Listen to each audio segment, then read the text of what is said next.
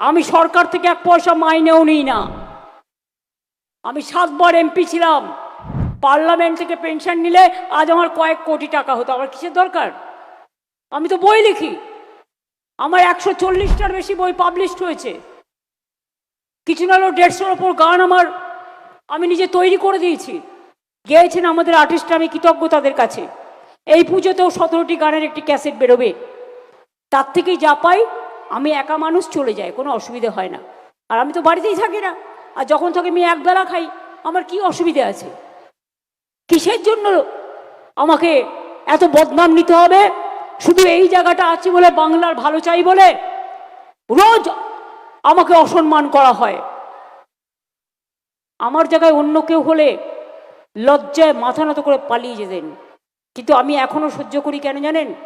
আমি জানি আমি যদি না থাকি তাহলে মনে রাখবেন যে জিনিসগুলো করছি বা করে যাচ্ছি বা আগামী দিনে করব, এগুলো সব লুঠেরারা লুঠে নেবে। মানুষকে কথা বলতে দেবে না, মানুষকে তার অধিকার রাখতে দেবে না। বাংলাকে ওই গুজরাটে পরিণত করবে। আপনারা কি চান বাংলা গুজরাটে পরিণত হোক? নিশ্চয়ই চান না। আপনারা চান বাংলা বাংলায় থাকুক।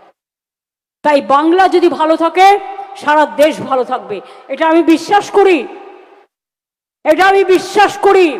এবং যতদিন বাঁচব জয় বাংলা বলবো, জয় বাংলা বলবো, জয় বাংলা বলবো, জয় বাংলা বলবো, জয় বাংলা বলবো, জয় বাংলা বলবো, জয় বাংলা বলবো, জয় বাংলা বলবো।